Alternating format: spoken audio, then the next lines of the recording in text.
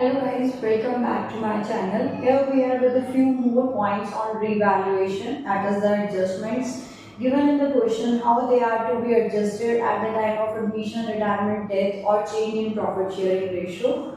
Here I am supposing there to be two partners A and B with the ratio 1:1 given as a part of the balance sheet. Few things are given over here with the relevant adjustments. Let's see how these are to be treated. First point is liability on EPF is to be increased by 14,000. Liability is to be increased by 14,000. So that becomes a loss to the firm because liability is increasing. So whatever liability for the firm is increasing on EPF, EPF stands for Employees Provident Fund.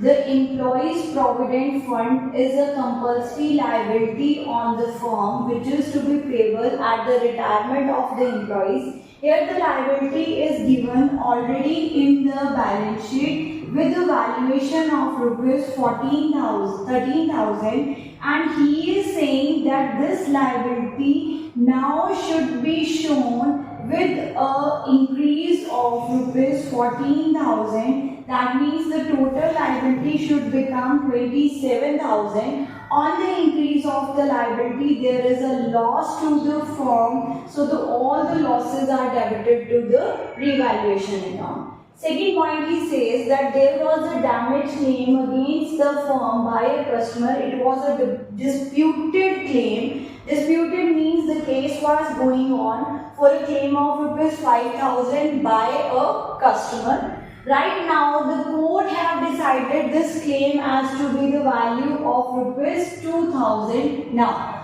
Now the claim is decided for a valuation of rupees 2,000. When the claim value has to be rupees 2,000, the firm have suffered a loss that is of rupees 2,000, not more than that, because earlier with the 5,000 it was just a dispute. Now the court says that how much claim AB's firm has to pay, that is rupees 2,000. So we have to do nothing for 5,000, that was just a value given to us, but actual loss to the firm is of rupees 2,000. So claim for damages, how much is to be written over here, that is with 2,000. Same claim is still payable by the firm, so that would be shown on the liability side with rupees 2,000.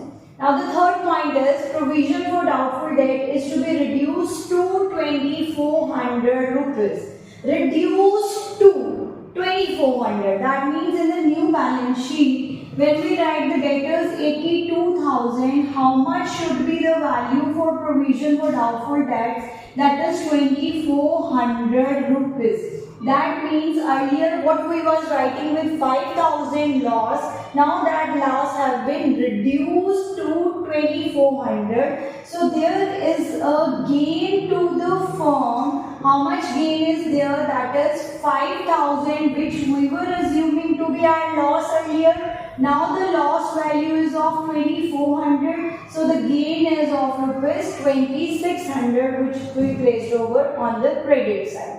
Next he says creditors include rupees 2,000 received as a commission now to be rectified. There is one mistake by the firm. The firm recorded 2,000 commission received as a creditor. So that means there were no creditors with the valuation of rupees 2,000. So the creditor values is reduced with rupees 2,000 because the commission received was earlier recorded as creditor. So that means commission received itself is an income which was shown in the creditors value. So we deducted from the creditors and show it as a gain to the firm for the commission received with rupees 2,000. Here the value is taken from the creditors account because we have reduced the value of the creditors, right? The next key point is there,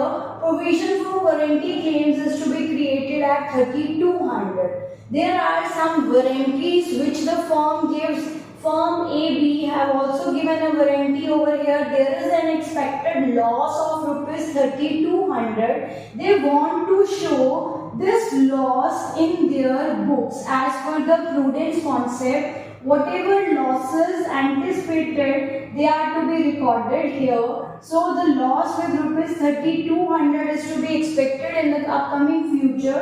So they want to show this loss in their business. So it becomes their liability also with the equivalent amount, right? Loss and the liability for the same still payable. The last point is, this is a supposition on my base over here that A and B are continuing as a partner. Let's suppose if they want to admit C as a new partner in the firm, when C is to be admitted as a new partner, then it is decided that C's loan of rupees 2,50,000 is to be treated as his capital. So when his loan is to be treated as his capital, that means now from here C's loan would not be recorded, because under C's capital account, here whatever amount he brings as his capital is recorded with by bank. If he brings something into the business as his capital is recorded with the word by bank, now he is not bringing something, rather his loan account is to be converted into his capital account. So by C's loan account, and C's capital would be now with rupees 2,50,000. So here when C's capital account would be shown on the liability side, that would be of rupees 2,50,000. No more loan will be there. Just loan have been replaced by the capital. That is the case. So this is for the day. For the few revaluation points over there, we will do few more adjustments in the upcoming videos. Thanks for the day. Like, share and subscribe. Kindly give the points if you want to ask something. Keep scoring. Thank you.